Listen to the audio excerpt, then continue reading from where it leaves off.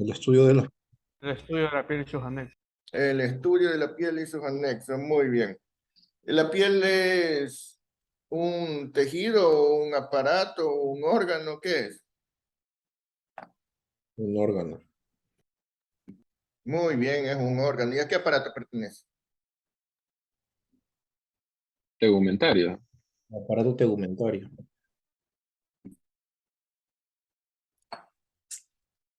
El aparato tegumentario, ¿qué es eso?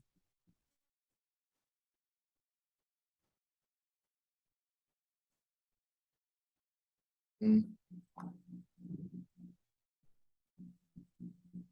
¿Cuál es la función de la piel?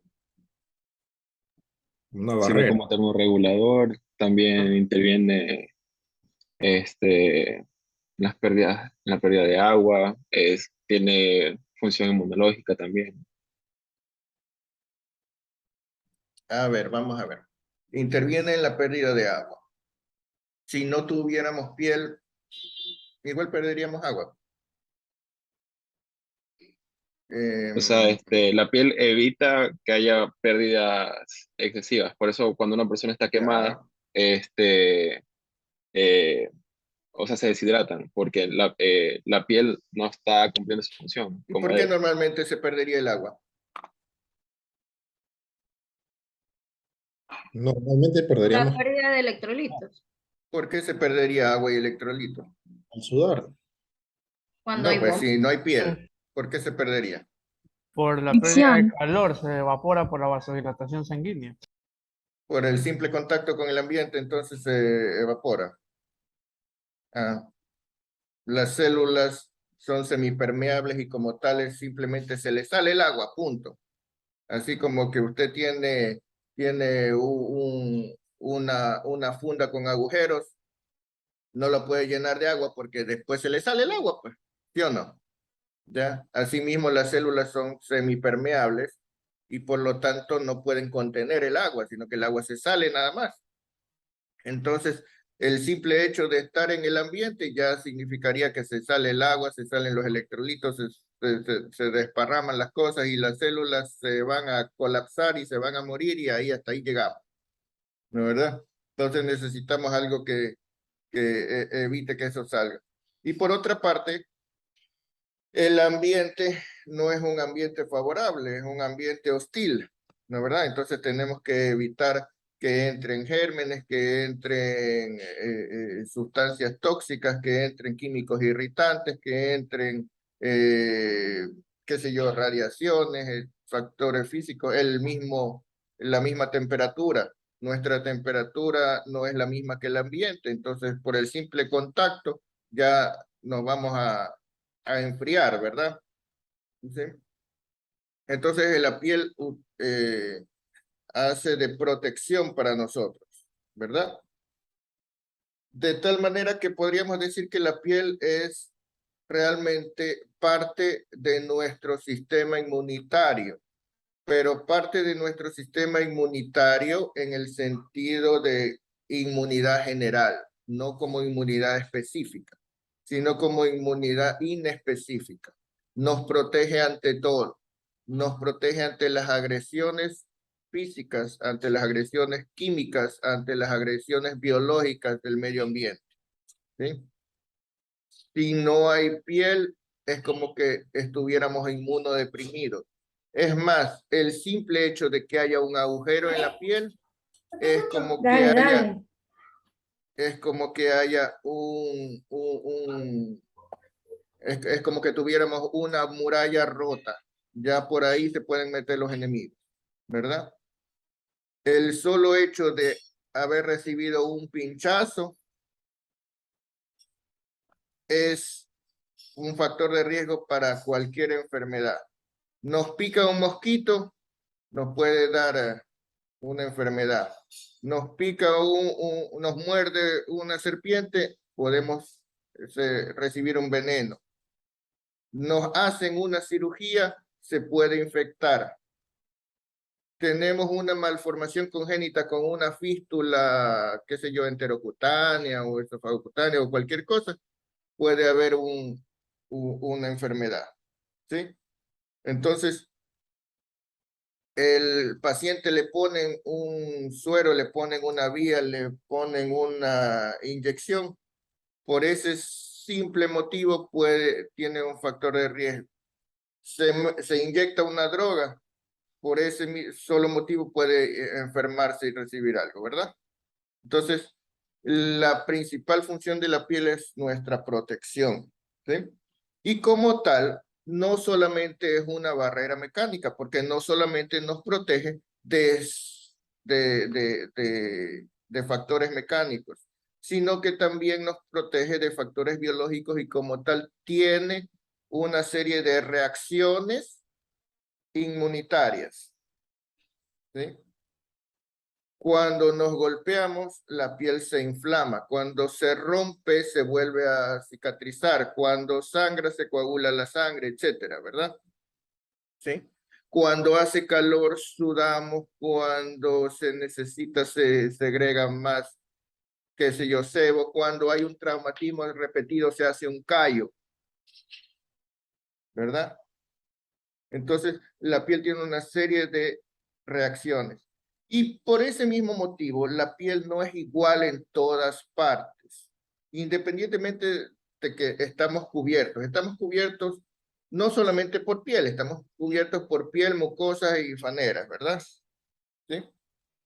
Como les decía en cierta ocasión, la piel es lo que cubre la mayor parte del exterior, ¿sí? La piel en su capa externa no está viva, son células muertas, células que se están descamando continuamente, ¿verdad? Porque ninguna célula viva puede estar en contacto con el aire y seguir viva, ¿sí? Ninguna célula con una membrana semipermeable puede estar en contacto con el aire y retener el agua, ¿ya? Entonces, ¿qué le toca hacer a la piel? La piel es uno de los órganos que tienen mayor índice de mitosis, de reproducción, ¿sí? Cuando ustedes tienen, por ejemplo, les aplican quimioterapia para el cáncer, las células cancerígenas se reproducen rápidamente, entonces los quimioterápicos tratan de atacar a las células que más rápido se reproducen, ¿verdad? ¿Cuáles son las células que más rápido se reproducen en el cuerpo? Las células sanguíneas, las células de las mucosas, las células de la piel y, por supuesto, el cáncer. Pero ¿cuáles son los efectos colaterales de la quimioterapia? Usted le da vómito, le da diarrea, se le cae el pelo, ¿verdad? Precisamente porque se afecta la tasa de reproducción de la piel, ¿sí? La piel, ¿por qué tiene que estarse reproduciendo a gran velocidad? Porque se está destruyendo a gran velocidad, ¿sí? Para mantener la homeostasis. ¿Por qué se está destruyendo? Porque las células superficiales se están muriendo, se están cayendo continuamente. Hay estudios que dicen que en una casa probablemente la mayor parte del polvo de la casa son células descamadas de la piel de los que allí habitan, ¿sí? Esa descamación de la piel, por lo tanto, es parte o está en relación con el proceso de regeneración de la misma, ¿no? ¿Verdad? Y es un fenómeno natural. Ahora, lógicamente, si la piel es agredida y se destruye más rápidamente, pues se ve estimulada a reconstruirse más rápidamente, ¿no? ¿Verdad? La capa más externa de la piel, ¿cuál es? ¿Cómo se llama? Epidermis. La córnea. O sea, el Bueno, estrato la córneo de la epidermis. epidermis y de la epidermis, ¿cuál es la capa más externa? El Bueno, estrato córneo. Creo el que estrato córneo, ¿no? ¿Verdad? Entonces el estrato córneo está hecho por los restos de las células que se van descamando poco a poco, ¿verdad? Ahora, cuando nosotros nos sometemos a un estímulo repetido, ¿qué pasa con esa piel? Se hace un callo, ¿no? ¿Verdad? ¿Sí? Pero normalmente, ¿cuál de todas las partes de la piel, cuál es la que recibe más golpe? Plantas y La palmas. planta de los pies. La planta de la los planta. pies.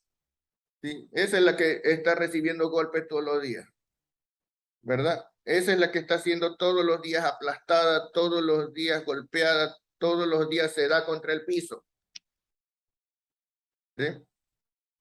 Entonces, eso ha determinado que la planta de los pies tenga, por decirlo así, callos permanentes. Toda la piel es más gruesa. ¿Sí? ¿Cuál es la diferencia entre ese epitelio y el epitelio de otras partes de la piel? Que no tiene glándulas. ¿Qué más? Tiene más capas. El o sea, estrato Folículo lúcido epitelioso es mucho también. más grueso. El estrato Exacto. lúcido que Entonces, se encuentra en esas ese zonas. proceso de engrosamiento de la piel que se da en la planta y que se da en las palmas y que se da en los callos, ¿sí? Es un mayor depósito ¿de qué sustancia? De queratina. Queratina.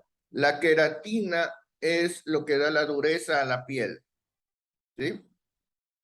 Cuando usted tiene un callo, esa es una zona de hiperkeratosis, ¿sí? Cuando la queratina sirve para formar el pelo, sirve para formar las uñas, sirve para formar los cuernos en los animales, sirve para formar las astas de los ciervos, ¿no? Sirve para formar el cuerno del rinoceronte, sirve para formar los cascos de los caballos, de los herbívoros, ¿sí? Que en realidad son las uñas, ¿no? Digamos el equivalente de las uñas, ¿sí? Solo que mucho más gruesas y grandes. ¿Ya? Eso es la queratina. Por lo tanto, usted sirve para alisar el pelo. Bueno, por lo tanto, la queratina es lo que da la dureza, lo que da la resistencia. Por eso, cuando hay un proceso de hiperkeratosis, ¿ya? Eso lo normal es que se produzca. ¿Por qué? Porque hay una agresión continua, repetida, o una fricción o algo. Eso es lo que se da en un callo, ¿no? ¿Verdad? ¿Sí? Muy bien. Por otra parte, los vasos sanguíneos de la piel, pues no nutren la piel, ¿verdad? Pero los vasos sanguíneos de la piel no solamente se preocupan de la piel, se preocupan de todo lo que está dentro, ¿sí? Porque responden al sistema simpático y parasimpático que se encarga, pues, de regular el organismo por completo, no solo la piel. Y la piel es considerada, pues, entre los órganos menos importantes, ¿no? Comparado con el cerebro, el corazón y otras vísceras, ¿verdad? Entonces, a veces la piel sufre porque se le quita sangre. ¿Para qué? ¿Para qué disminuiríamos el flujo sanguíneo de la piel? Para aumentar el flujo sanguíneo a las vísceras más importantes que es el cuerpo. Para aumentar el flujo sanguíneo de otras vísceras, cuando se está bajando la presión, por ejemplo. ¿Qué más? ¿Por qué otra razón? Para no generar Termorregulación. calor. Para conservar la temperatura, porque cuando usted tiene una sopa muy caliente, la mueve, ¿verdad? ¿Qué es lo que está haciendo con eso? Sacar la parte caliente del centro hacia la periferia, y así aumenta la velocidad de pérdida de calor, ¿sí? Pero en el cuerpo, pues, cuando nosotros tenemos calor, no cogemos el hígado y lo sacamos a ventilar, ¿sí? Lo que hacemos es dilatar los vasos de la piel. ¿Para qué? Para que haya más recambio entre el interior y el exterior, ¿sí? Como mover la sopa. Y cuando queremos conservar el calor, por el contrario, contraemos los vasos sanguíneos de la piel para que la sangre circule adentro y no se enfríe con el exterior, ¿sí? Pero eso significa dejar a la piel con menos aporte sanguíneo. Por eso cuando usted ve los alpinistas, ¿ya? O las personas que viven en climas exageradamente fríos, pueden llegar a tener necrosis de los dedos o necrosis de las partes más distales de las orejas o del cuerpo en general. ¿Por qué? Por falta de riego, por vasoconstricción intensa, ¿verdad? ¿Sí? Cuando esa reacción es exagerada, ese es el fenómeno de Raynaud, ¿verdad? ¿Ya? Entonces, eso produce hipoxemia periférica, eso produce dolor, eso produce acidosis láctica, etc. ¿Sí? Entonces, la piel no es igual en todos los sitios. Algunas partes de la piel son más distales, otras partes son más proximales. ¿Sí? Lo mismo cuando usted empieza a tener fiebre. Se contraen los vasos sanguíneos periféricos para aumentar la temperatura corporal. ¿Sí? Entonces, el hecho de que haya diferencias entre zonas de piel da precisamente la mayor susceptibilidad de ciertas zonas de la piel a ciertas patologías. ¿Sí? Por eso, una cosa importante en la semiología dermatológica no es solamente ver la lesión, qué tipo de lesión es, sino dónde está, en qué patrón está localizada. ¿Sí? Porque eso nos da muchas pistas. ¿Qué cosas diferencian una parte de la piel de otra? Pues lo primero, la presencia o no presencia de cabello, ¿verdad? Algunas partes de la piel tienen cabello abundante, otras tienen solo vello y otras no tienen nada. Y asimismo, algunas partes las personas se las rasuran y otras no, pues, ¿no? Y el solo hecho de rasurar ya es un factor de riesgo para algunas cosas. La mayor o menor cantidad de queratina, ¿verdad? La mayor o menor cantidad de tejido subcutáneo debajo. El hecho de que sea una zona de flexión o una zona de extensión, ¿verdad? Porque las zonas de flexión, ¿qué caracteriza las zonas de flexión? Que tienen mayor tendencia a aumentar la temperatura, por lo tanto mayor tendencia a sudar, por lo tanto mayor tendencia a estar húmedas, ¿verdad? ¿Sí? En cambio, las zonas de extensión, los codos, los hombros, las rodillas, tienen mayor tendencia a chocar contra algo, a los traumatismos, ¿verdad? A estar expuestas, ¿sí? A recibir fricción, ¿sí? Entonces, hay patologías que afectan principalmente zonas de flexión y hay patologías que afectan principalmente zonas de extensión, ¿verdad? Asimismo, bueno, y hay otras que no son ni de flexión ni de extensión. Asimismo, hay algunas zonas, por ejemplo, la palma de las manos, los dedos, que siempre están poniéndose en contacto con diversas cosas, ¿no? Las zonas de agarre. Y miren ustedes que uno diría, las zonas de agarre son las palmas de las manos, ¿no?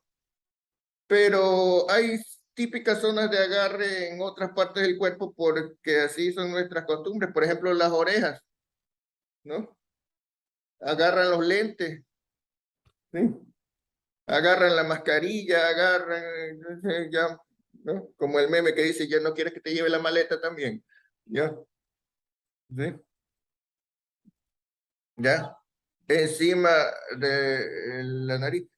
Los hombros, a veces uno lleva la maleta, la cintura, etcétera, ¿no? Las muñecas, muchas veces aquí se llevan pulseras, relojes, ¿no? ¿Ya? Entonces, esas son zonas que tienen tendencia a cierto tipo de traumatismo o cierto tipo de contacto. ¿Sí? ¿Ya? La exposición solar. Hay zonas que típicamente están cubiertas y zonas que están generalmente descubiertas, ¿no? ¿Ya? Bueno, la humedad, el calor. También hay otra importancia. ¿Qué tan cerca están de los orificios naturales? ¿No? La zona perioral, la zona perinasal, por ejemplo, están expuestas ¿a qué? A las secreciones, ¿sí? Al impétigo.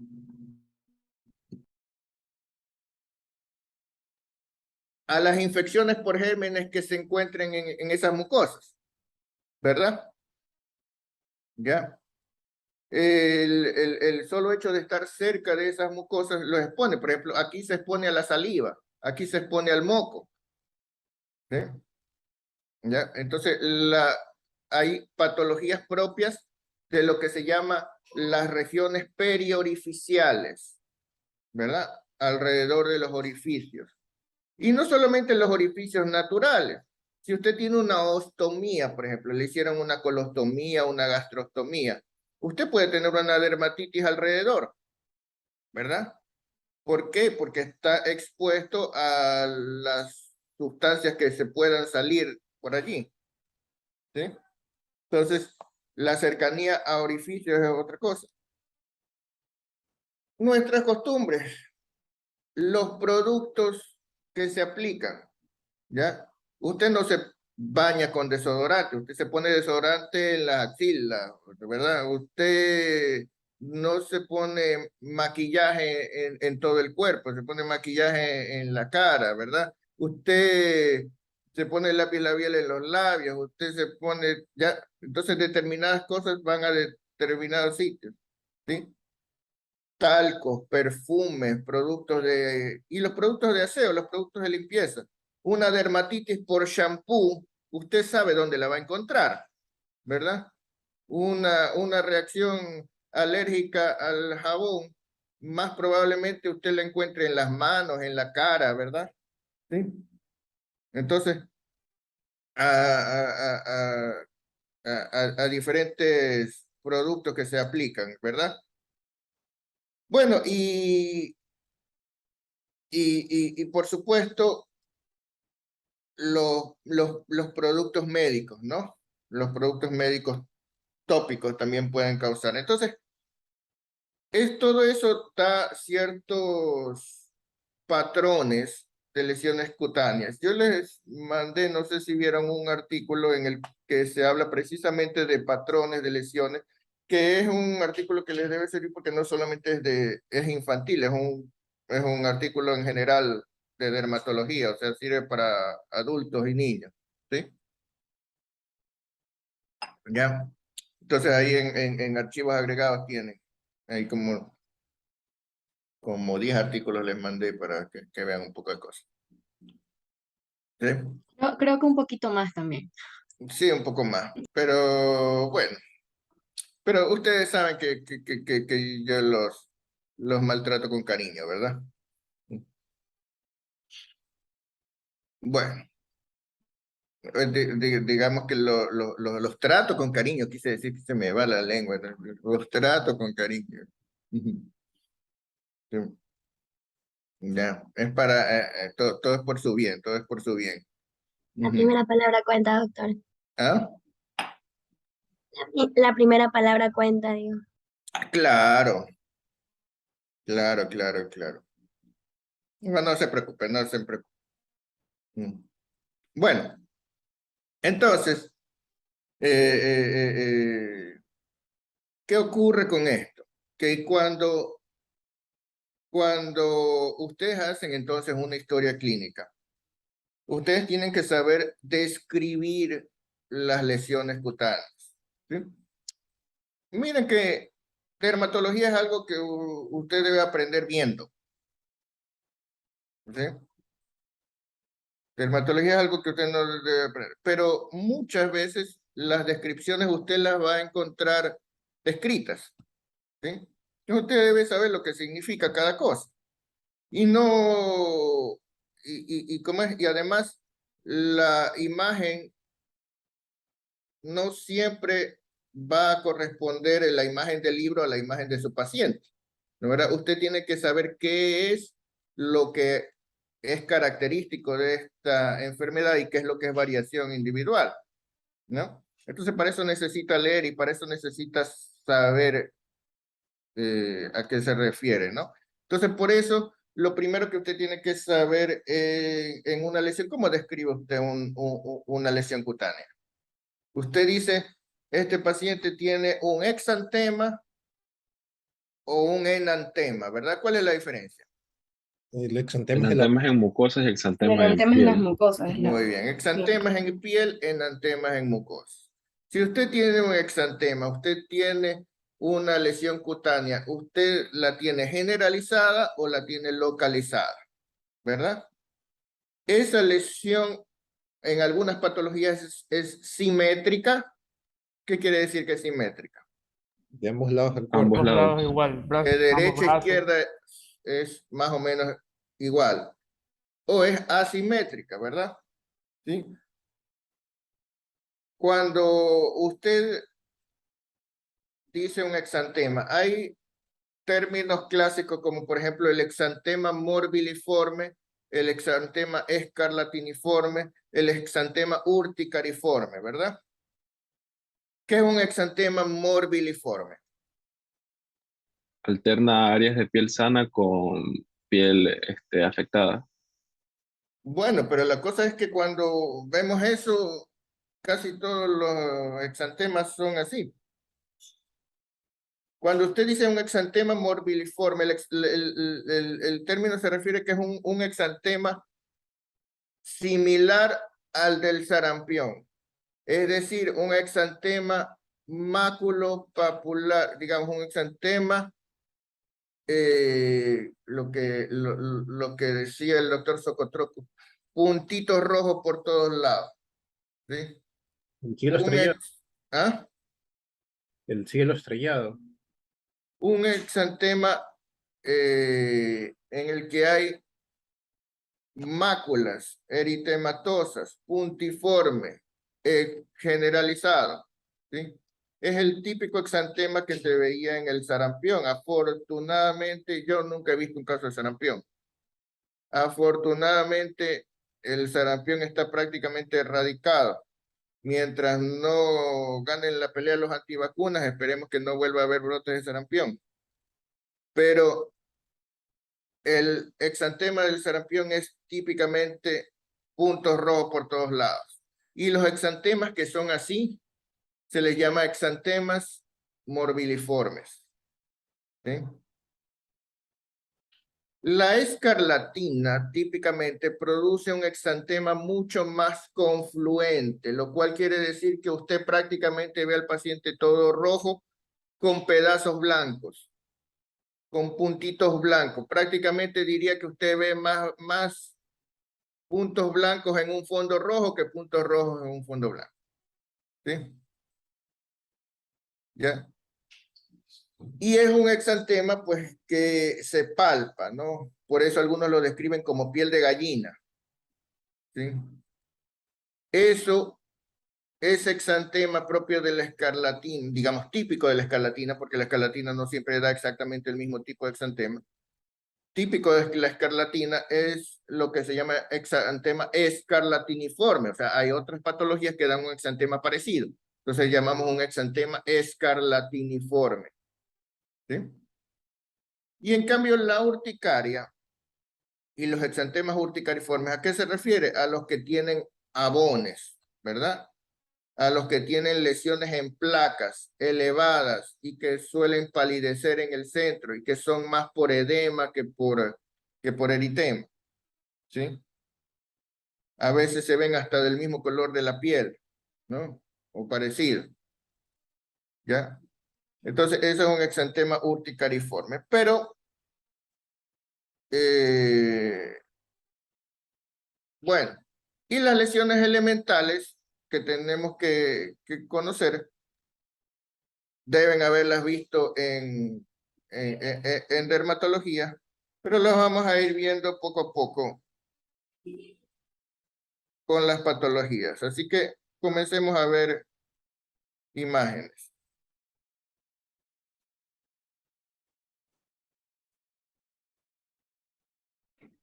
¿Alcanzan a ver? No. ¿No? Sí, doctor. Sí se ve, doctor. Sí, se ve, doctor. Ah, hable en serio, no engañen. Es que se ve muy borroso, pues, doctor. No está Bueno, claro. es Tumblr. Entonces, esto es un intertrigo, ¿sí? ¿A qué llamamos un intertrigo? O Cuando intértrigo, es le en dicen. las zonas con pliegues. A una dermatitis, eritematosa de la zona de las zonas de pliegues, ¿no? ¿Verdad? Entonces, usted puede tener un intertrigo en el cuello, sobre todo en los niños pequeños, que eso es un pliegue, en las axilas, en las ingles, entre los dedos, ¿verdad?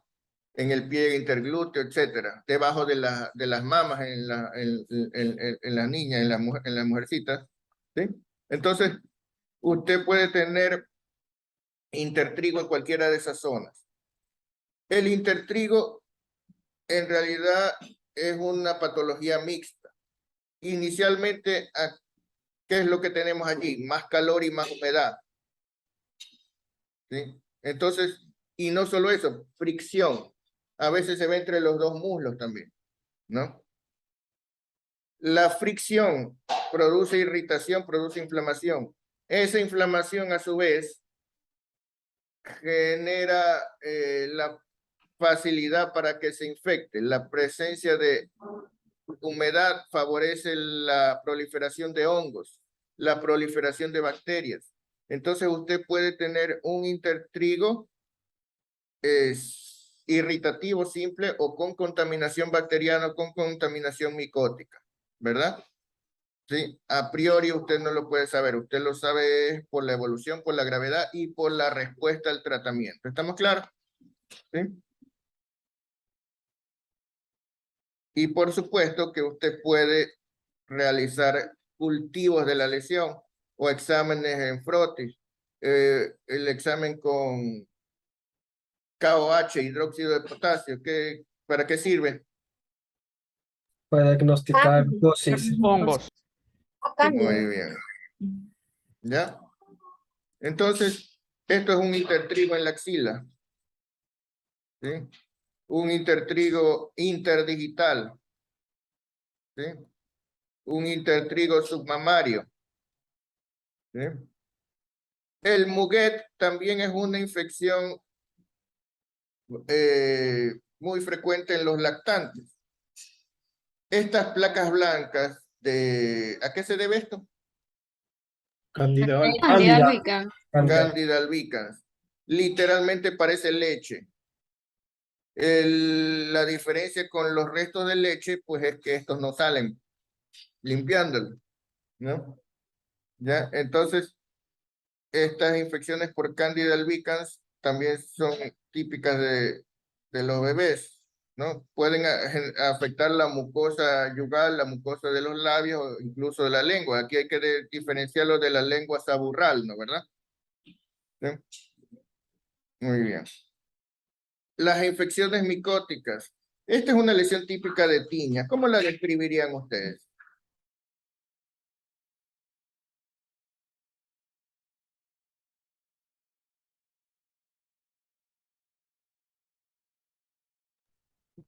Les Bordes toca hablar a ustedes. eritematosos. Como un sarpullido circular que genera comezón, porque si es Lesión urticarial. un prurito. Como una placa ovalada Como de diana, como una de diana bordes con el centro sobre Halo blanco. Bordes eritematoso. eritematosos. descamados. Ya, fíjense ustedes. Esto como lesión elemental, ¿qué dirían que Es una placa. ya? Entonces esto es una placa, ¿no? ¿Verdad?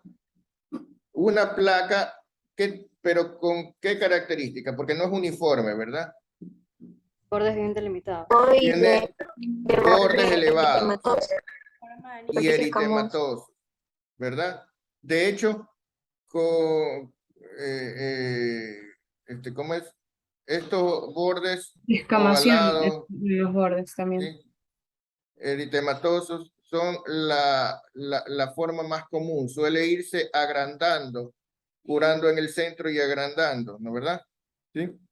Entonces, estas lesiones pueden ser múltiples. Miren que aquí hay en diferentes estadios, ¿no? Una que la que está todo eritematoso y descamado y otras en las que ya vemos la curación central, ¿sí? Además de eso pueden ser únicas y pequeñas o ser grandes o ser múltiples, Y cuando son múltiples pueden confluir, ¿ya? Y el terminar haciendo lo que se llama un borde circinado, que parezca una nube. ¿Sí? ¿Ya? Entonces, estas son placas típicas de tiña corporis. ¿Sí? ¿Ya? El impétigo. El impétigo, ustedes saben que hay, que es una infección por... Filococos y Cocos aureus. estreptococos piógenes. Muy bien, entonces las infecciones por cocos gram positivos, estreptococos y estafilococos, que son gérmenes muy frecuentes, ¿verdad? Este impétigo costroso, por ejemplo, tiene la particularidad de ser una de las lesiones periorificiales más frecuentes, ¿no? Siempre suele comenzar cerca de un orificio natural. Aquí vemos cerca de la boca, ¿verdad? El sitio donde aparecen lesiones. ¿Qué dirían ustedes? ¿Estas son máculas? ¿Pápulas? ¿Qué son? Costras. Costras. Costras Estas son mielicéricas. costras, ¿verdad? Porque tiene una Entonces lesión. aquí tenemos lesiones que comienzan como máculas, siguen como pápulas y luego presentan una secreción que se seca y deja costras, ¿verdad? Estas son las llamadas costras melicéricas, ¿sí? Como miel, o sea, amarillentas, ¿sí? El impétigo, miren ustedes, el predominio alrededor de la nariz, alrededor de la boca, ¿sí? Por supuesto que puede ser más grave o menos grave. El impétigo no siempre se presenta, digamos, como es una infección bacteriana, ¿sí? Que termina produciendo pústulas y costras, no siempre se presenta sobre piel sana. Muchas lesiones cutáneas de cualquier tipo pueden impetiginizarse, ¿sí? O sea, tener una infección agregada secundaria. Entonces, cuando usted ve la típica lesión periorificial, usted tiene más probabilidades de decir eso es un impétigo primario. Pero puede haber un impétigo secundario, o sea, impetiginizarse otra lesión. Y entonces usted cura la lesión poniendo, por ejemplo, una crema de antibiótico, pero todavía tiene la lesión anterior, la lesión que predispuso al impétigo, ¿verdad? ¿Sí? Entonces usted puede tener, qué sé yo, una sarcoptosis impetiginizada, usted puede tener varicela impetiginizada, usted puede tener herpes impetiginizada, usted puede tener varias lesiones que secundariamente se impetiginizan, ¿no?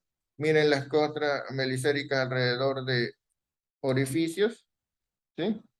Estas son lesiones. El impétigo ampolloso, la diferencia es que aquí más probable es que el germen sea Staphylococcus aureus en vez de Streptococcus, ¿ya? Asimismo lo podemos encontrar en diversas regiones del cuerpo, ¿ya? ¿Ya? Y cuando la bacteria infiltra y llega hasta el tejido celular subcutáneo, entonces hablamos de una celulitis, ¿verdad? Por ejemplo, aquí, la típica celulitis periorbitaria, ¿sí? Cuando estudiamos un paciente con celulitis, sabemos que al estar más profundo, pues se va a demorar más tiempo en notarse la irritación de la piel. Y esto,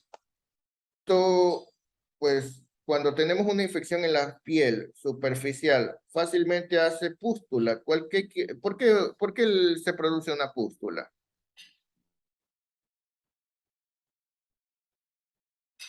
¿Mm? Por el acúmulo de células blancas de neutrófilos, podría ser. Pústula quiere decir que hay pus, ¿verdad? La producción de pus, ¿a qué se debe? ¿Qué es el pus? Leucocitos, ¿no? Neutrófilos muertos. Muertos de Sí, los muertos. muertos. Ok, leucocitos muertos. Ya, entonces son los restos de la batalla, ¿no? Tenemos restos de leucocitos, restos de bacterias, restos de otras células muertas, ¿sí? Ya. Normalmente el cuerpo trata de impedir la reacción inmunitaria, trata de acorralar al germen, ¿verdad? Por eso cuando una lesión comienza, usted tiene la piel roja todo. Imagínense cuando se está formando un absceso. Tiene la piel primero roja en forma difusa, ¿ya? Los gérmenes están allí y los vasos sanguíneos se dilatan. ¿Para qué? Para que lleguen más leucocitos, ¿ya? Pero poco a poco esa lesión se va reduciendo de tamaño, se va haciendo más roja y más abultada en el centro, ¿sí? Y termina apareciendo un punto amarillo, porque en el centro está acumulándose la batalla, ¿no verdad? ¿Sí? Entonces, poco a poco se lo va rodeando al germen y se lo trata de expulsar. Por eso un absceso termina abriéndose al exterior, ¿verdad? Pero cuando esa lesión es muy superficial, pues fácilmente se hace un granito de pus y se rompe. Pero cuando esa lesión es más profunda, pues se demora más tiempo en llegar a la superficie, ¿verdad? Entonces se va haciendo, ¿cómo le dice la gente? Un nacido, le dice la gente, ¿no? Ya, un absceso. Entonces, las celulitis, su evolución natural es progresar a hacer un absceso, ¿sí? De hecho, esa es la evolución natural de todos los procesos purulentos, suponiendo que no lo matan a la persona. Por ejemplo, no sé si ustedes saben, históricamente, por ejemplo, las neumonías con empiema pleural no tratadas en los pacientes que no morían, por supuesto, llegaban a producir inflamación en la pared torácica y se abrían como absceso al exterior. ¿Ya? Esta era la evolución natural en los pacientes que no se morían antes, por supuesto. ¿Sí? ¿Ya? Esa era la evolución natural, pero eso lo veías, qué sé yo, en las tribus de los incas, más o menos, así en esa época, ¿no? ¿Ya? Sí, porque con tratamiento obviamente la evolución es diferente, ¿sí? Incluso, incluso algunos pueblos primitivos drenaban los empiemas, pero cuando ya estaban en tejido celular subcutáneo. Y en algunos casos, pues, hemos llegado a ver, hasta yo he llegado a ver pacientes que hacen celulitis a partir de un absceso profundo, a partir de un empiema, a partir ¿sí? Esa es la evolución natural, el cuerpo tratando de sacar el germen, ¿ya? Sí, suponiendo que lo logra, pues, ¿no? Que no gane el germen, ¿ya? Entonces, cuando tenemos un absceso, digamos una celulitis, la evolución natural sería hacer un absceso. Obviamente, usted da antibióticos y puede ser que con eso ya no se forme el absceso, ¿no? ¿Sí? ¿Qué pasa entonces con la... Bueno, entonces, ¿y hasta dónde me escucharon? ¿Hasta dónde grabé? Hasta cuando dijo diagnóstico diferencial, antes de decir los diagnósticos diferencial de celulitis, ahí se apagó. Ya. Entonces, cuando hablé de actinomicosis y esa cosa, Sí, doctor. les decía que las celulitis se pueden confundir con muchas cosas. La tuberculosis cutánea, por ejemplo. Qué sé yo, algunas osteomielitis, ¿no? Que continúan hacia la piel. La actinomicosis, etcétera, ¿no? Ya. Bueno, les decía que en una celulitis periorbitaria es importante entonces valorar movimientos oculares y situación de conciencia, nivel de conciencia, contenido de conciencia, para ver si no hay meningoencefalitis, porque puede haber comunicación con el seno cavernoso y tener una trombosis, una tromboflebitis de seno cavernoso, ¿no? Muy bien.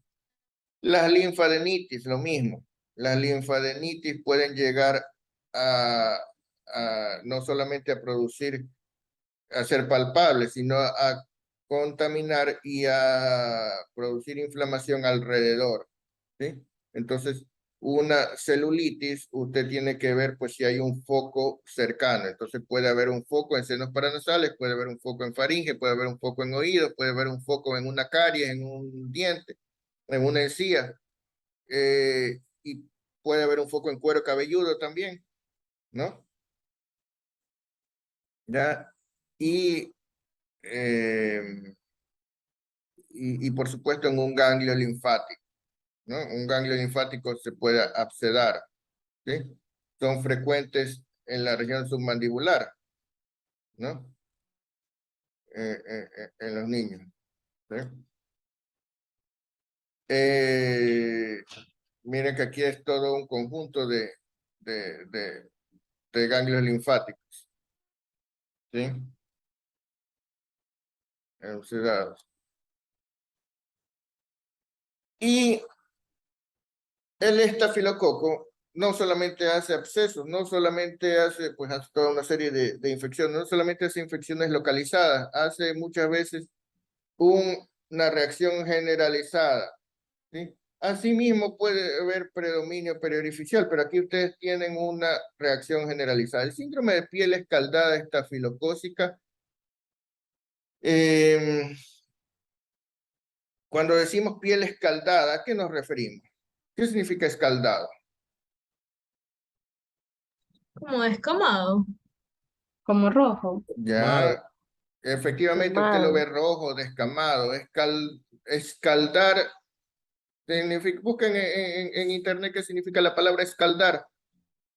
Escaldar no es como que quemar con agua caliente. Eso es escaldar, quemar con agua. Ya, parece que la piel estuviera quemada. Miren, parece que le hubieran metido al bebé en agua hirviendo. Asimismo, esto es piel escaldada estafilocócica, ¿ya? Entonces, lo típico es el eritema y la descamación, ¿no? ¿Sí? Miren ustedes. ¿Ya? ¿Sí? Este es el síndrome de piel escaldada estafilocócica. Lo pueden encontrar en varias fases y con diversas gravedades, ¿no? Pero ustedes deben reconocer el patrón, ¿no? Esto es lo que se llama escaldadura. Por supuesto que usted lo vea así también si se hubiera quemado con agua caliente, ¿no? Pero no hay el antecedente de que se haya quemado, entonces, ¿ya? Miren también el predominio alrededor de la boca. Aun cuando es una erupción generalizada, hay predominio en pliegues y hay predominio alrededor de orificios, ¿sí? Ya, que eso es típico de la patología, ¿sí? Una lesión descamativa. Muy bien. Entonces, ahí tenemos algunas de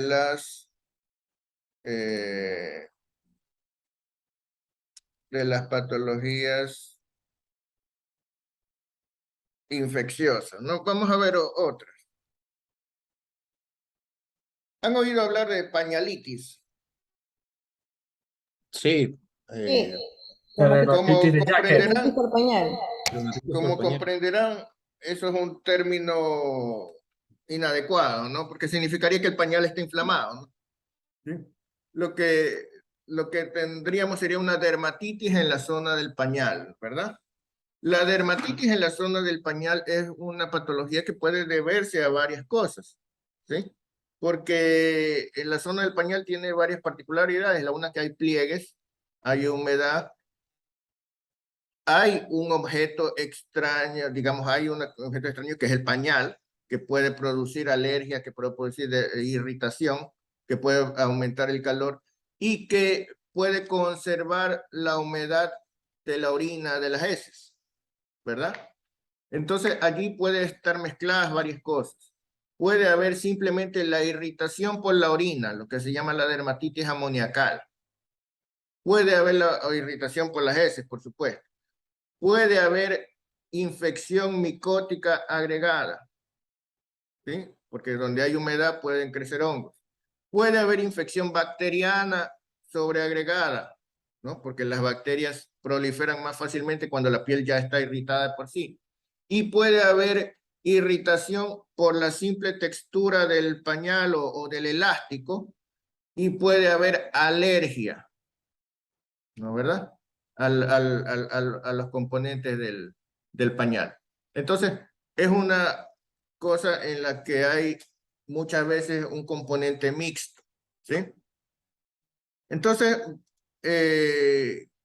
¿cómo podríamos reconocerlo?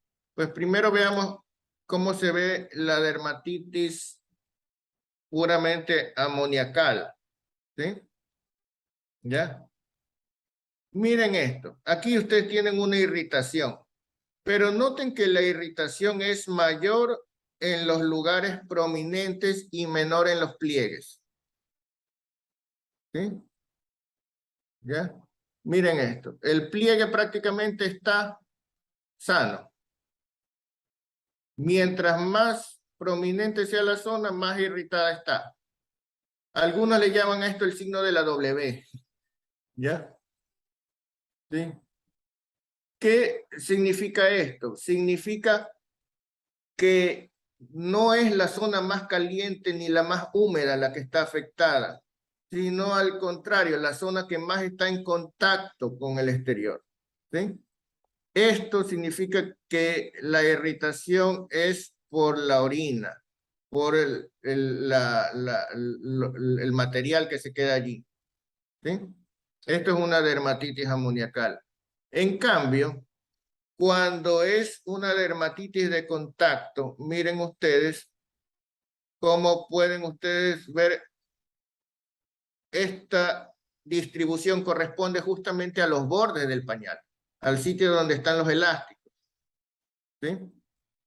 ¿Ya? Las dermatitis de contacto a su vez pueden ser irritativas simplemente o pueden ser alérgicas. ¿Ya?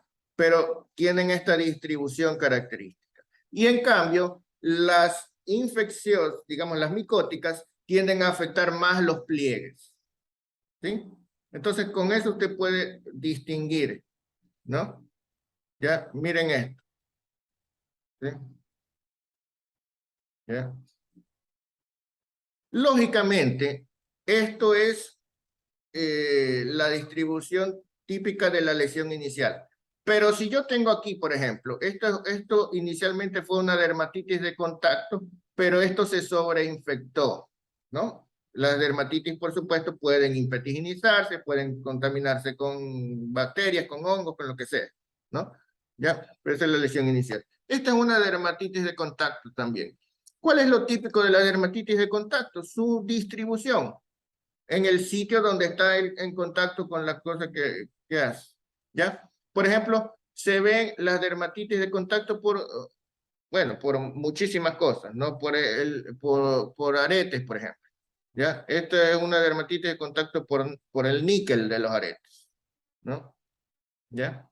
Que se ve también, pues, usted puede encontrarla donde hay piercings, donde hay otras cosas. A veces, en los broches, ¿no? Una chica tenía unos puntos de dermatitis en la espalda, justamente donde tenía los broches del sostén, ¿no? Dermatitis por saliva, de contacto, pero por la irritación de la saliva, ¿sí? Era la forma del chupón, ¿no? Dermatitis por un tatuaje, y no era un tatuaje permanente, era un tatuaje Temporal. temporal, Bueno, que se le volvió permanente, ¿no? Porque quedó con hipopigmentación posterior, después de curarse. Esto ya es después de curarse, ¿no? Ya, porque se hicieron juntos el tatuaje. Sí, ya, Le quedó bonito. le quedó bonito, ¿no? La urticaria. Esto es lo típico de lesiones que se llaman abones o ronchas, ¿ya?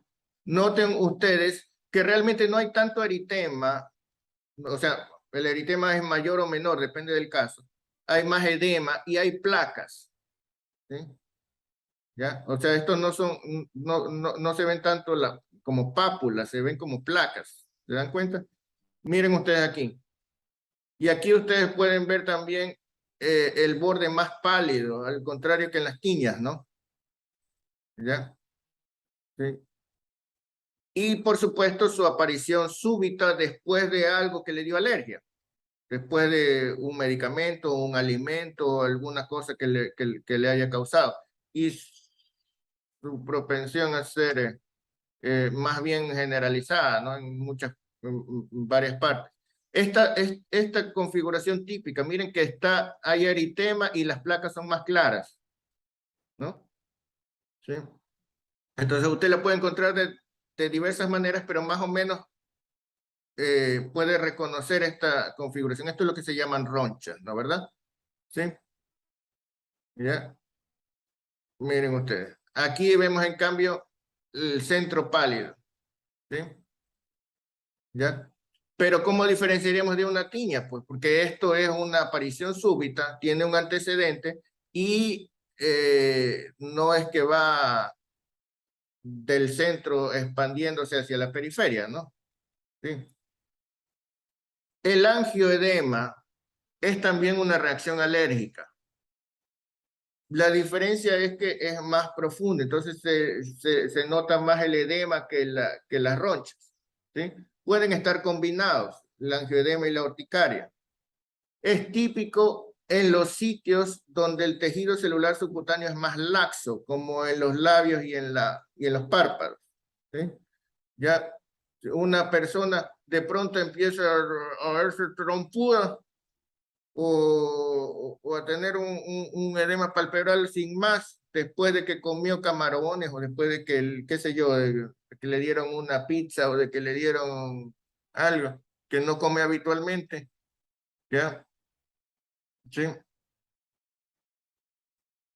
Me hace acuerdo de un paciente con angioedema que la mamá consultó porque el paciente había dejado de ver. Ese fue el motivo de consulta. No. Vengo porque mi hijo ya no puede ver y todo el mundo, y hasta el oftalmólogo querían llamar. Ya, buscando las causas de amaurosis súbita, por Dios. Era que tenía los párpados hinchados, no podía ver. Miren esto, ¿ya? Sí.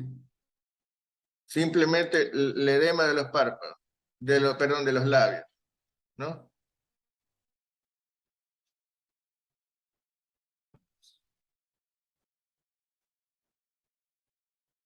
Bien. Ese ya está posando para la foto. ¿Sí? Eso es un angioedema. ¿Cuál es el peligro del angioedema? Puede provocar asfixia, doctor, si es que es a nivel de la... El edema se puede extender a la laringe, ¿sí?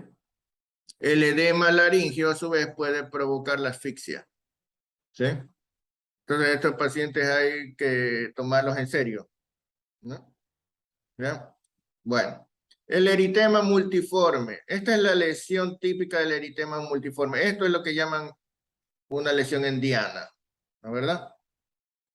El eritema multiforme realmente se llama multiforme no porque tenga lesiones distintas entre sí, sino porque tiene lesiones en diferentes etapas, en diferentes estadios. Entonces unas recién están saliendo mientras otras están completamente desarrolladas, ¿no? ¿Verdad? El eritema multiforme se divide en eritema multiforme menor y mayor. El eritema multiforme mayor es lo mismo que nosotros conocemos como el síndrome de Johnson y Steven Johnson. Steven Johnson. de Exactamente. necrolisis epidérmica tóxica también había, doctor, otro. Precisamente el síndrome Steven Johnson es un espectro de enfermedades, de las cuales la forma más grave se la describió inicialmente como algo diferente con el nombre de necrolisis epidérmica tóxica, ¿ya? Pero actualmente se piensa que es la misma patología que el síndrome Steven Johnson, sino que es la forma más grave de Steven Johnson, ¿no? Pero el porcentaje de distribución en el cuerpo está bien. Ujú, exactamente. Y de hecho, la diferencia con el eritema multiforme menor es que el eritema multiforme menor solo afecta piel y el síndrome de Stevens-Johnson afecta piel y mucosas. Y efectivamente, si la distribución de acuerdo a la distribución del cuerpo, aunque ese criterio es más nuevo, todavía no lo aceptan todos, pero bueno, algunos dicen hasta el 30%, etcétera, que para diferenciar entre síndrome Stevens-Johnson simplemente y necrólisis epidérmica tóxica, aunque algunos dicen simplemente es la misma enfermedad, solo que el uno es más grave que el otro, ¿no? Entonces, esto es un eritema multiforme. Asimismo, suele haber un antecedente, ¿no? O sea, es como una reacción urticarial, hay una reacción alérgica a algo, aunque algunos casos se han descrito con relación a infecciones No, virales, eso te etc. iba a preguntar. Es que lo que había leído en el tema multiforme era más causado por el virus del herpes tipo 1 y tipo 2. El síndrome de Steven-Johnson, Claro, bueno, si es por por una eso te infección sería digo. más por neumonía, pero de ahí no sabía que era casi lo mismo. Se podía decir que era una evolución del síndrome de Steven-Johnson, el tema multiforme. Ajá. O no, Por no eso te creo. digo, cuando hay el síndrome Stevens-Johnson implica, es más grave, implica afectación de mucosas, ¿no? Y de hecho eso es muy importante clínicamente, porque miren, esto es un eritema multiforme, ¿no? ¿Ya? Porque el solo hecho de que se afecten las mucosas, ya clínicamente, ¿qué significa? Que el niño ya no va a querer comer, ¿sí? Que le va a doler cuando come. ¿Sí? Y por lo tanto va a ser difícil que se alimente y por lo tanto va a necesitar ponerse un suero, va a necesitar mantenerse con vía intravenosa, va a tener que estar hospitalizado, ¿sí? Y además de eso, pues tiene la posibilidad de hacer, pues las lesiones de las mucosas muchas veces sangran, muchas veces provocan reacciones de defensa como vómitos o diarrea, etcétera, ¿no? Estos son casos que pueden llegar a ser muy graves, ¿sí? ¿Ya? Por eso es que esta es una niña de 5 años, ¿no? ¿Sí? Pueden llegar a ser muy graves. Miren que esta lesión, por ejemplo, este es un caso que se reportó del ingreso, se lo veía así, y después estaba así. Y miren ustedes cómo toda esta lesión es piel muerta, ¿no? De aquí entra a quirófano y sale así, después de la limpieza. ¿Sí? De todo ese tejido exfoliado, ¿no? ¿Ya?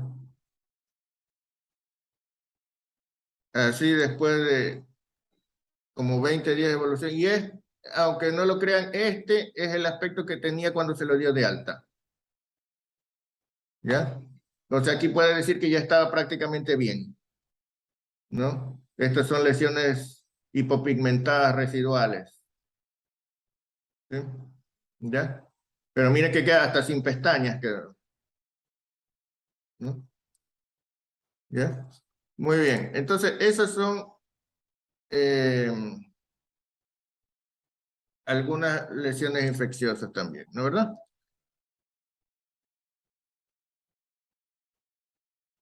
Vamos a ver otras más. 1, 2, 3. ¿Quieren hacer pausa ahorita o después? ¿Ah? ¿Todavía aguantan? Ya, Después, todavía aguantan, ok, muy bien. Entonces vamos, ¿ah? Ya, entonces vamos a ver. Ustedes ya deben haber visto en neonatos esto, ¿verdad? ¿Cómo se llama esto? Es gaseoso. ¿Mm? ¿Cómo se llama? Eso no es verde Hiper- gaseoso, pues esto es hipertrofia medium. milium. Así es. ¿Ya? ¿Qué son estos? Estos son glándulas sudoríparas hipertrofiadas. ¿Sí? Ya. La miliaria. ¿Qué saben de la miliaria? Que había una obstrucción a nivel del conducto de la glándula sudorípara. Correcto. Entonces usted tiene unas vesículas pequeñitas, ¿no es verdad? Unas microvesículas en todos los poros de sudoríparos. Ya. Esto es lo que conoce la gente como el salpullido o el sarpullido, ¿no? La miliaria. Esta es la miliaria rubra, ¿sí? Perdón, la miliaria cristalina, ¿no? La miliaria de color más claro. Y fíjense ustedes que justamente está en relación con los climas calurosos, con los momentos calurosos del día, ¿sí? ¿Ya? Porque cuando hace calor es cuando más segregan las glándulas sudoríparas y cuando más tendencia tienen entonces a acumular secreción y a obstruirse en algún momento, ¿no es verdad? Ya, visto más de cerca para que no digan que no se ve. ¿Ya? La miliaria rubra es muy parecida, pero el color es más rojizo, ¿verdad? La diferencia realmente solamente es el lugar de la obstrucción, si es más superficial o más profundo, pero la fisiopatología es prácticamente la misma. La dermatitis atópica es una enfermedad muy característica. Usted tiene que reconocer el patrón, porque aquí usted no puede decir, esto puede ser muchas cosas, ¿sí? Pero está en las mejillas, en un niño de 2 años, ¿sí? Es una típica erupción que va cambiando su distribución con la edad. En los más pequeñitos está en las mejillas, ¿sí? Y ven que es una distribución muy típica, ¿no? Pero cuando ya son niños más grandes empiezan a tener esa misma erupción en los sitios de flexión. ¿Sí?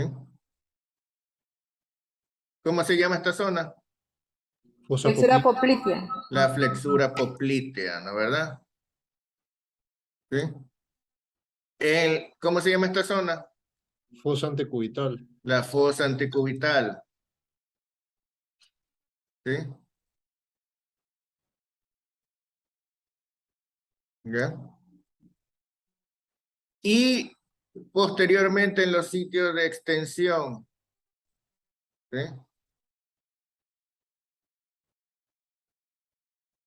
Si ven, justamente ahí, miren la típica localización junto a las articulaciones, ¿no? ¿Ya? Delante del tobillo. Es muy típico delante del tobillo que tengan, ¿no? ¿Ya? Entonces, el problema no es cómo se ve la lesión, el problema es dónde está, ¿ya? Su característica crónica y que va cambiando de distribución con la edad. Eso es una dermatitis atópica, ¿sí? En los más grandes a veces se observa también en el cuello o en la parte superior de la espalda, ¿sí? ¿Ya? Bueno, este ya es un caso bastante grave, atípico, ¿no? La ictiosis. ¿Qué significa ictio? ¿Mm? Piel. No, yo me acuerdo haber visto haber leído en la novela Viaje al centro de la Tierra de Julio Verne, haber leído sobre los ictiosaurios, ¿no? Ustedes A ya esos saben que niños es les un tipo de dicen dinosaurio. niños pez, pero no sé si será pez. Ictio significa pez. Piel seca con descamación. Exacto. Esos son lo que en la televisión reportan como los niños pescados. ¿Sí? ¿Ya? Entonces, por favor, las personas sensibles con problemas en el corazón que no vean esto, ¿ya? Estos pacientes nacen con una lesión grave en toda la piel, ¿sí? Usted los puede ver en diversas formas. Algunos nacen simplemente con eritema y descamación, ¿Sí? Esto ya es más grande. Mire cómo ha quedado todo esto, ¿no? Sí. Lesiones residuales. Usted lo puede encontrar. Y noten que lo que pasa es que pasa por fase. Cuando la piel está inflamada, está roja, ¿verdad? Pero ¿cómo reacciona la piel? Produciendo más piel para tratar de reemplazarla y eso termina descamando, produciendo una descamación. ¿La descamación qué significa? Significa que está la piel intentando renovarse desesperadamente, ¿verdad? Eso es una descamación. Descamación significa que está produciéndose piel nueva desesperadamente, ¿ya? Así como Doctor, cuando ¿y ahí usted ve, los pliegues dígame, pueden liquenificarse? O, así es, puede haber liquenificación en los pliegues, puede haber, bueno, depende de la fase en que usted puede encontrar varias cosas. Miren ustedes la afectación de mucosas, ¿no? ¿Ya? Sí.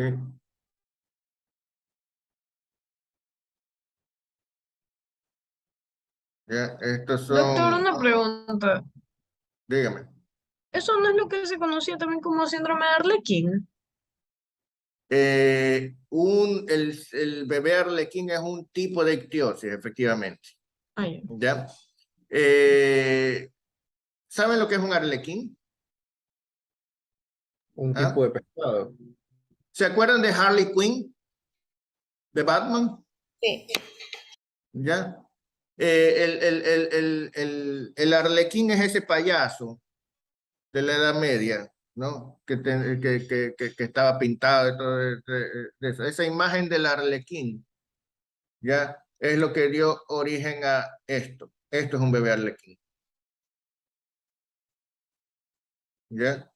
Por eso se le llamó el bebé arlequín. Es un tipo de ictiosis, ¿sí? ¿Ya? ¿Sí?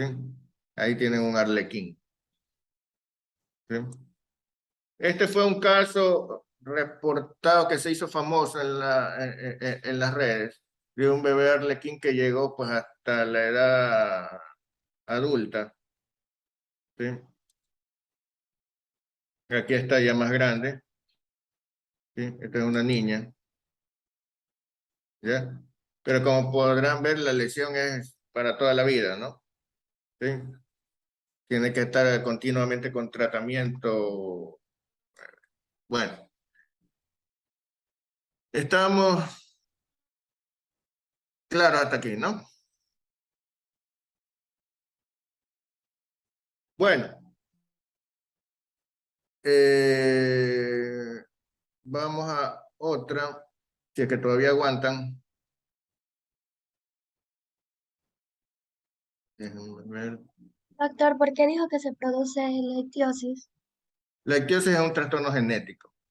Eso ya, ahí ya por el momento no hay más que darle tratamiento sintomático toda la vida.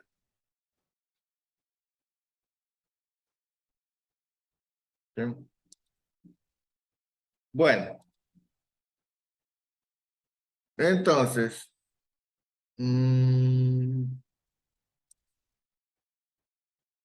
antes de seguir, miren entonces cómo pueden ustedes describir diferentes tipos de exantema, ¿no?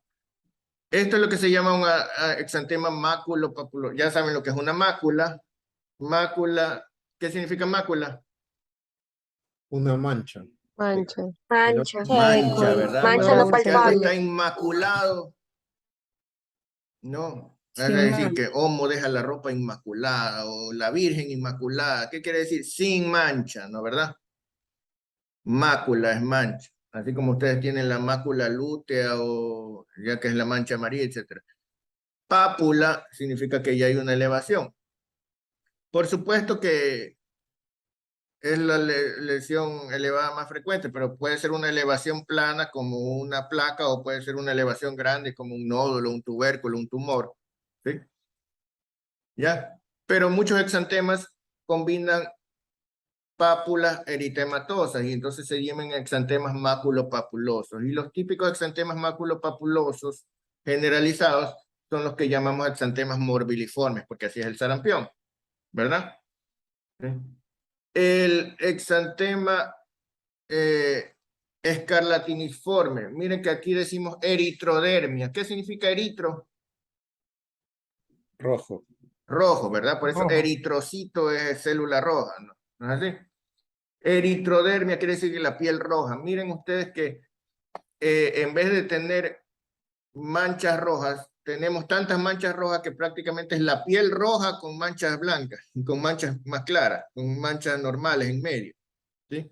Entonces, esto es un exantema escarlatiniforme, ¿sí? Ya, una eritrodermia. El exantema reticular o festoneado. ¿Qué significa reticular? Red. Un Es red. como una red, ¿verdad? ¿Sí? Como un panal de abejas, ¿sí?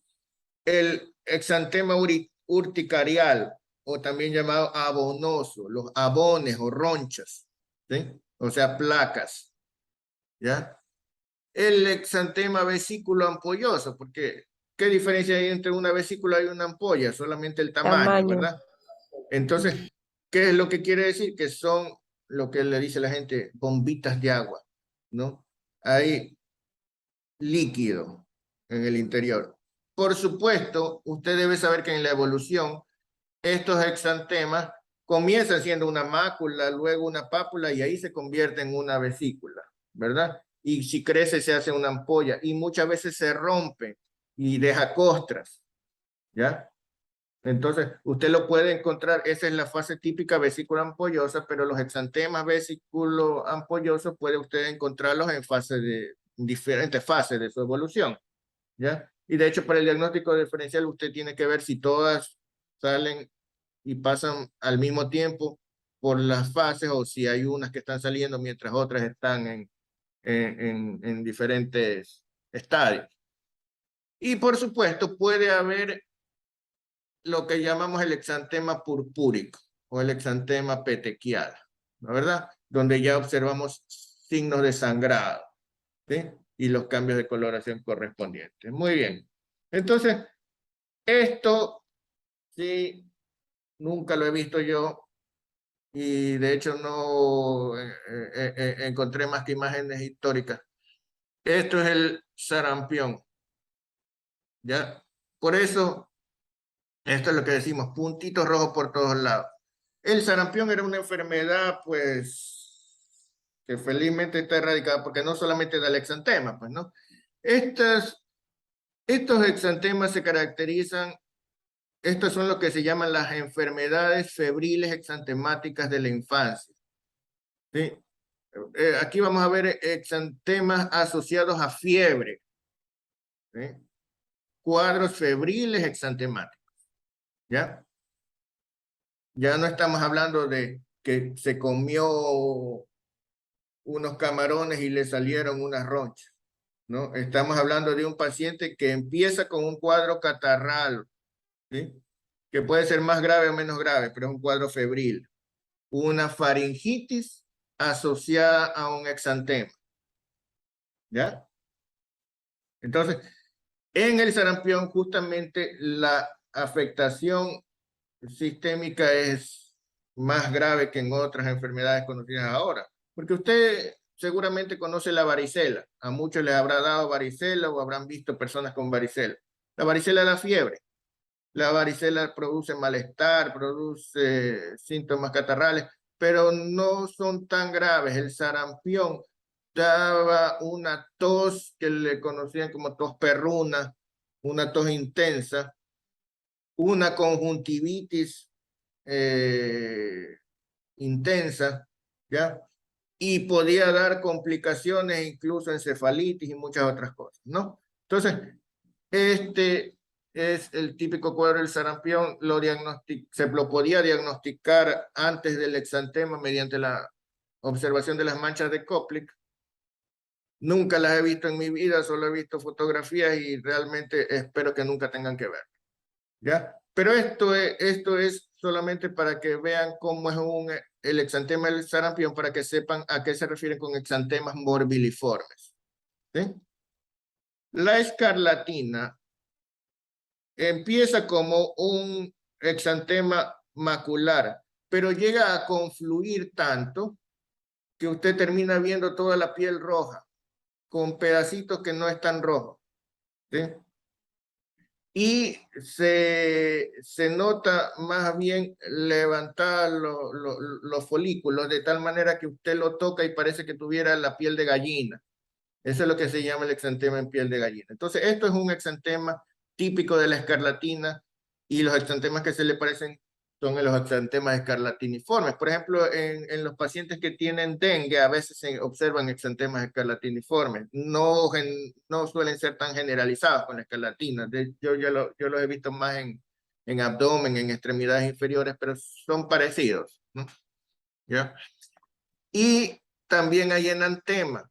Entonces hay afectación, por ejemplo, de la mucosa de la lengua, típicamente que lo que llaman lengua en fresa o en frambuesa, ¿sí? Porque realmente pasa por dos fases, ¿no? Primero aparece esta secreción que parece lengua saburral, ¿no? Miren que aquí se ven puntos rojos en un fondo blanco, ¿ya? Pero luego esto se descama y termina siendo todo rojo, ¿sí? Y hay hipertrofia de las papilas gustativas, ¿no? Por eso es que se le dice lengua en frambuesa, ¿no? Una de las características es el respeto perioral. Miren, al revés que en el impétigo, que las lesiones son principalmente alrededor de los orificios, aquí lo contrario, ¿no? Algunos lo describen esto como palidez circunmoral, palidez alrededor de la boca, ¿sí? La rubiola produce un exantema morbiliforme, o sea, un exantema muy parecido al del sarampión, ¿ya? Un poquito más leve. De hecho, actualmente se los puede ver muy leves precisamente porque a veces están parcialmente vacunados, o sea, han recibido una o dos dosis de la vacuna. Es más como enfermedad febril exantemática, es muy parecida al sarampión, como si fuera un sarampión más leve, ¿no?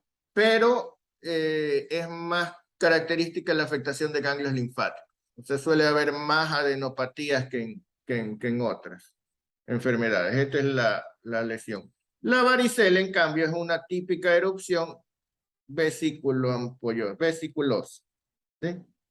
Ya ustedes deben haber visto casos de varicela, precisamente la presencia de vesículas que luego se transforman en costras, ¿no?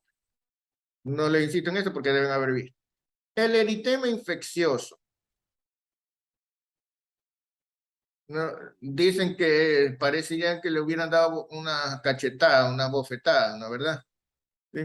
El eritema infeccioso es una...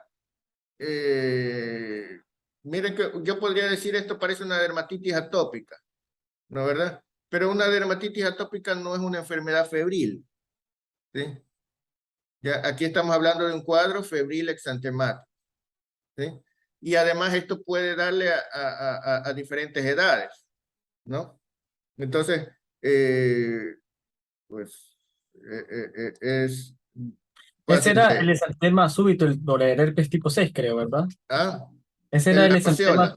Ujú. La rociola infantum o exantema súbito o sexta enfermedad, ¿no? Porque las tenían contadas, así, ¿no? Desde el sarampión, que era la primera, históricamente, ¿no? Como la describieron, ¿ya? De hecho, el eritema infeccioso es la quinta enfermedad, ¿no? Así le decían. La rociola infantum o exantema súbito, justamente ese nombre exantema súbito es descriptivo porque es una sorpresa, ¿ya? Porque es un paciente que comienza con fiebre varios días. Tiene típicamente 3 días de fiebre, a veces 4. Y allí le baja la fiebre y le sale el exantema, ¿ya? O sea, es diferente de todos los otros porque los otros tienen el exantema y la fiebre al mismo tiempo, ¿sí? Este tiene fiebre 3 días y el médico será que será, pues una infección viral, una faringitis, una cosa, pero de pronto, pum, le quita la fiebre y le sale el exantema, ¿ya? Entonces, esto es lo que se llama la rociola infantil, ¿ya? El exantema es morbiliforme como los otros, pero lo característico es que sale cuando baja la fiebre, ¿ya? Tiene típicamente 3 días de fiebre y al cuarto le da esto, ya usted no tiene que darle muchas vueltas. El herpes simple, en cambio, es una enfermedad localizada. ¿Ya? El herpes simple, ustedes saben que hay tipo 1, tipo 2, pero el herpes simple tipo 1, que es el más frecuente, más típico de la infancia, es el herpes labial, ¿verdad? El herpes labial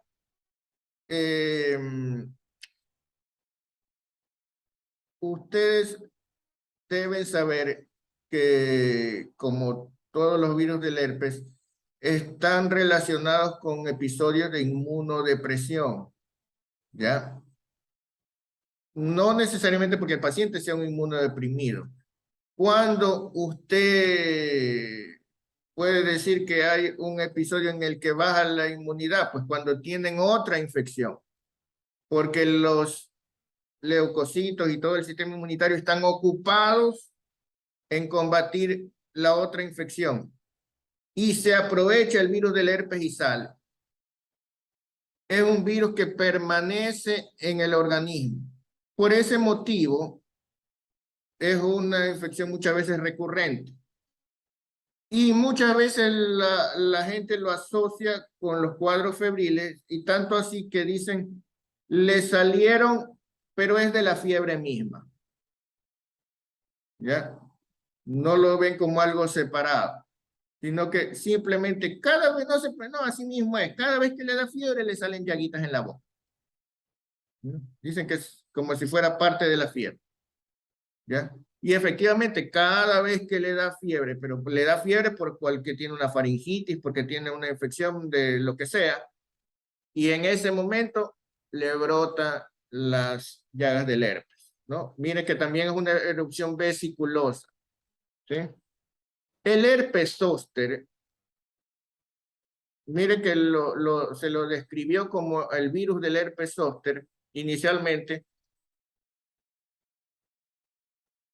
¿ya? Porque se lo veía en un tipo de paciente y en un cuadro clínico muy diferente al de la varicela, ¿sí? Pero los estudios epidemiológicos llegaron a determinar que los pacientes que tenían herpes habían tenido varicela cuando eran niños, habían tenido varicela antes, que no le daba herpes a quien no había tenido varicela. Y recién después de esos estudios epidemiológicos empezaron a ver qué relación había entre esos dos virus, el virus de la varicela y el virus del herpes, y llegaron a darse cuenta que era el mismo virus. ¿Sí? Porque lo que se creía era, bueno, la varicela te dio de niño y nunca más te da. El virus se murió, el sistema inmune lo derrotó. No, el virus nunca se va. Nunca se fue. Se quedó escondido. No andaba muerto, andaba de parranda. Estaba escondido, metido en el sitio donde el sistema inmune no ataca. Así como un delincuente se mete, qué sé yo, lo persigue la justicia, pero se mete al Vaticano, porque sabe que no van a venir a bombardear el Vaticano. Se mete dentro de una iglesia, porque sabe que no van a... Así mismo, el virus se mete dentro de la neurona, porque el sistema inmune destruye cualquier célula que esté infectada, pero no destruye neuronas. ¿Sí? Por lo menos normalmente. Entonces, pero no puede salir de allí, pues. Y se queda ahí, metido en un ganglio. ¿Ya? Pero cuando se distraen los policías porque tiene otra infección o porque ya está malnutrido o porque está muy anciano o por alguna razón, ¿ya? Que baja la capacidad inmunitaria, sale el virus y produce la misma erupción que la varicela, una erupción vesiculosa. Pero solo en el dermatoma correspondiente a ese nervio. ¿Sí? Por eso lo característico del herpes es su distribución en franja. en un dermatoma. A lo largo de un intercostal, de un dermatoma, acuérdense que los dermatomas llegan pues, en el tronco, como los intercostales, pero en las extremidades van a lo largo, pues, ¿no? ¿Sí? Acá tiene la distribución del trigémino, depende de dónde esté, de qué nervio sea el afectado, pero siempre tiene la distribución, la franja de un solo lado, porque es un nervio, de un dermatoma. ¿Sí? Entonces, esa es la distribución típica en hemicinturón, le dicen, ¿no?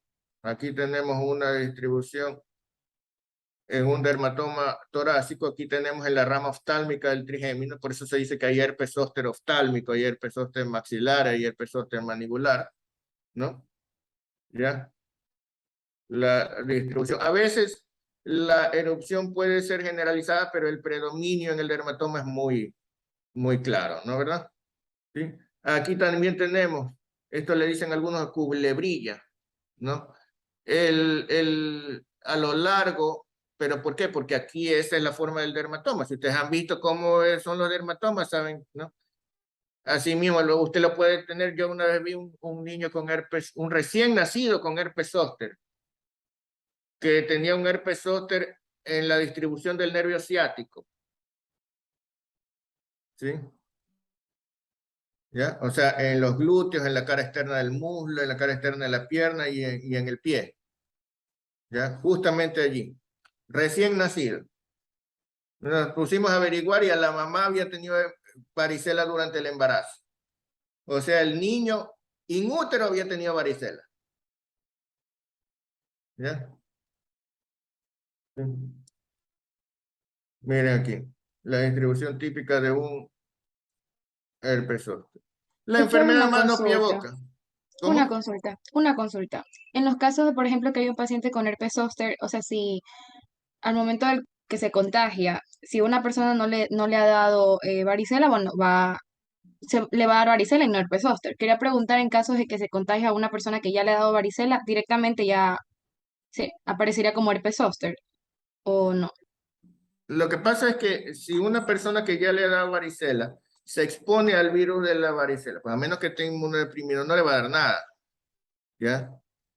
Por ese contagio. Pero el virus de la varicela lo tiene, solo que lo tiene metido en alguna neurona. Entonces, al que le ha dado varicela, en cualquier momento le puede dar herpes zóster, pero no porque reciba un contagio, sino porque su sistema inmune está ocupado con otra cosa o se deprimió por algo.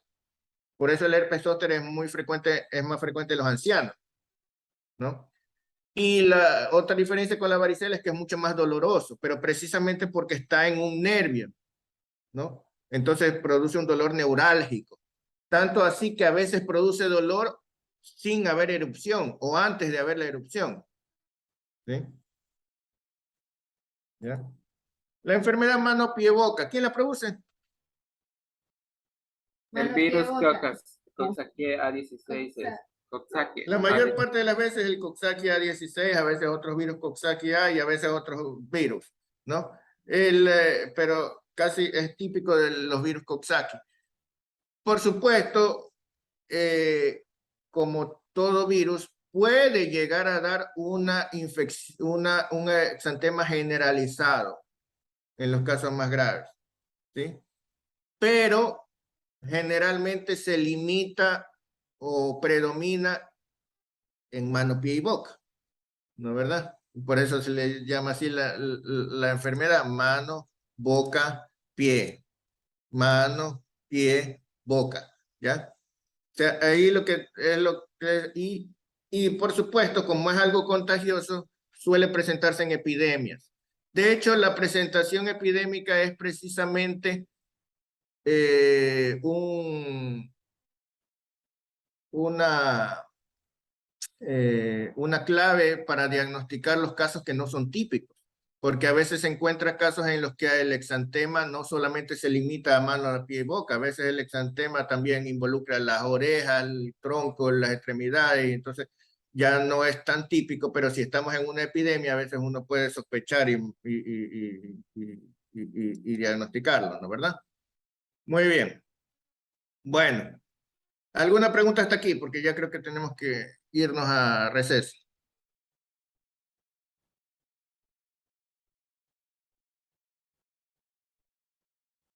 No. ¿El doble receso, doctor? ¿Ah? ¿Qué? ¿Qué habla?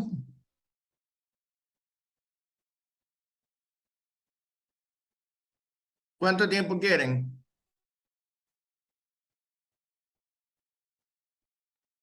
Hasta las 4:05. 4:10, media hora ya. Oye, 20 minutos está bien.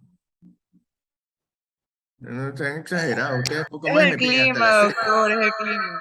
Es que como usted antes también ya nos quería mandar de receso. 1 hora, ¿quiere tanto? Qué horror. Mm. Ah. A las 4, ¿ya? Nos vemos a las 4. Ok.